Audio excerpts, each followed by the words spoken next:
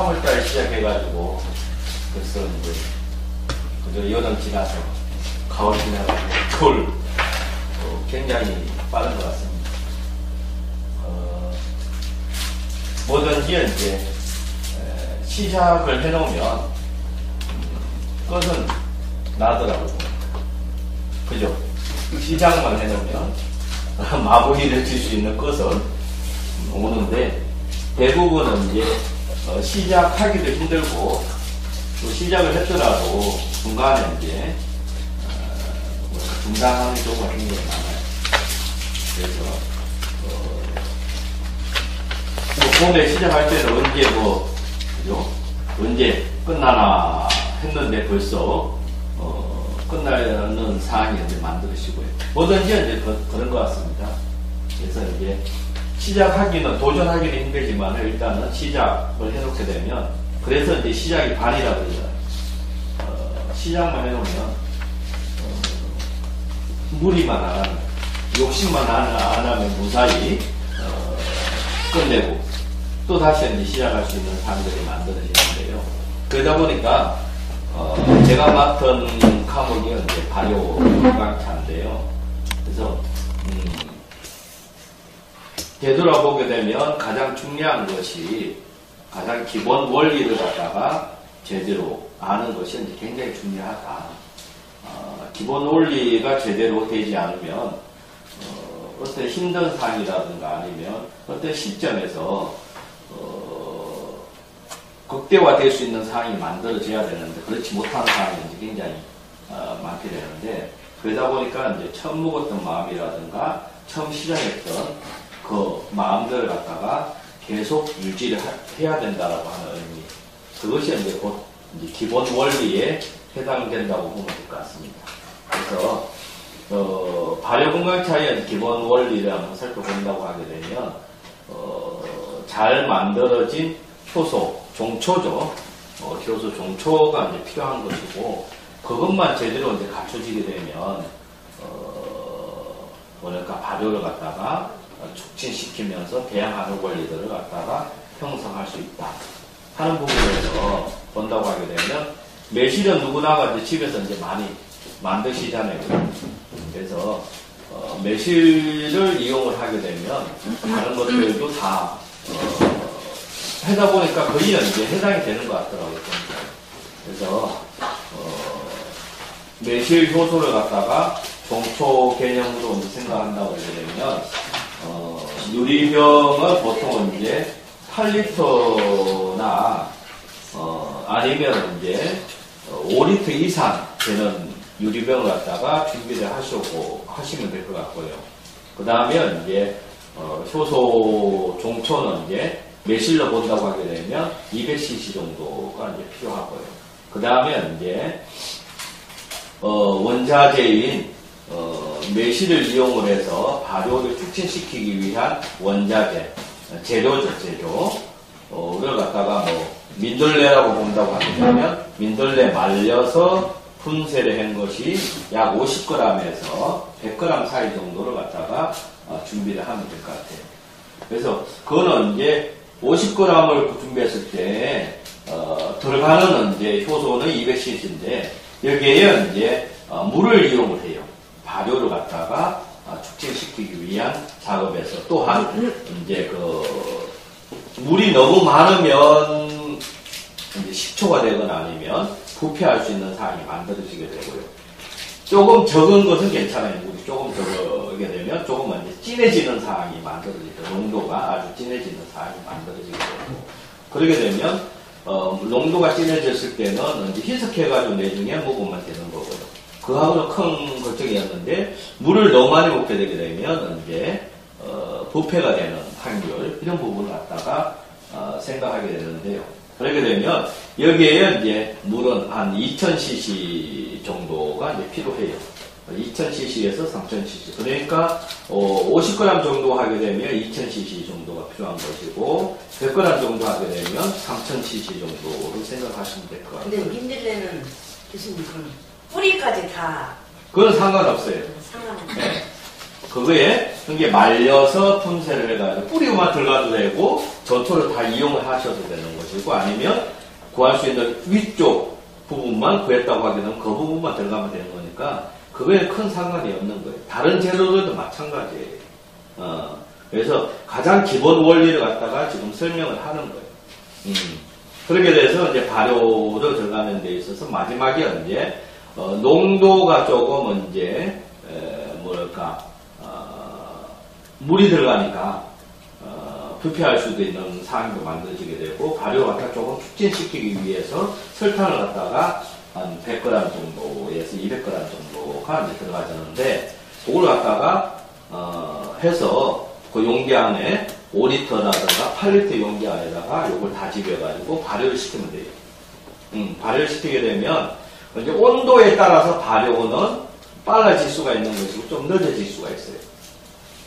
저는 이제 자연 발효를 갖다가 원하고요. 그래서 자연 발효를 하다 보니까 거기에서 식감이 맛이 달라져요. 그러니까 인위적인 온도를 만들어 놓고 하게 되면 맛이라고 하는 식감, 이게 저것을 비유하면 될 것 같아요. 도자기를 구웠을 때 장작가마에 굽느냐 가스가마에 굽느냐에 따라서 달라지잖아요. 그 원리하고 같은 것 같아요. 그래서 온도를 정하게 되면 아주 깊은 맛이라든가 아니면 뛰어넘을 수 있는, 그러니까 그 사람들을 갖다 뛰어넘을 수 있는 맛들이 형성될 때가 있어요. 근데 인위적인 부분을 온도를 맞추게 되면 만들어지기는 하는데 어떤 통계에 거기에서 벗어나지 않는다. 누구나가 쉽게는 만들지만은 아주 뛰어난 어떤 제품을 뛰어난 어떤 명품이라든가 맛을 아주 뛰어나게 만들 수는 없다 하는 부분에서 여기가 있는 것 같아요. 그러다 보니까 제가 이제 봄에 발효하거나 여름에 발효하거나 가을에 발효하거나 겨울에 발효하게 되는데, 여기에 이제 빠른 것은 그렇게 여름에 할 때 발효 같은 경우에는 빠를 때는 한 3일이면 발효가 다 끝나요. 그런데 이게 겨울 같은 하게 되면 이 발효가 2달 정도까지 연장이 돼버려요. 네. 이런 부분이 있어요. 또 하나는 이제 장마 때하고 또 다르지, 그죠? 장마 때가 조금 이제 위험할 수가 있어요. 요때에 이제 설탕을 갖다가, 그러니까, 가을이나 겨울 같은 경우에는 설탕을 넣지 않아도 잘 돼요. 그런데 이제 장마 때 하게 되면 이게, 습기가 많이 형성되다 보니까 곰팡이가 이제 생길 수 있는 상황이 만들어지게 되고, 부패할 수 있는 환경적인 부분이 있어요. 요때에 이제 설탕을 갖다가 조금 넣어주게 되면 그런 부분은 해결할 수가 있어요. 그래서 아까 얘기했던 100g이나 200g을 다 열 필요는 없고 상황에 맞춰서 열도 되고 넣지 않아도 되는 상황이 만들어지는 거예요. 그러니까 이렇게 볼 수 있는 눈들이 이제 굉장히 필요한 거예요. 그래서 이제 보통 이제 보게 되면 체득을 한 사람이나 체득을 몸에 익혀서 체득을 한 사람이나 있고, 지식적인 어떤 레시피로 갖다가 이해하는 사람이 있는데, 이 여름으로 본다고 하게 되면 레시피로 이해하는 사람은 이것을 컨트롤하기가 굉장히 힘들다.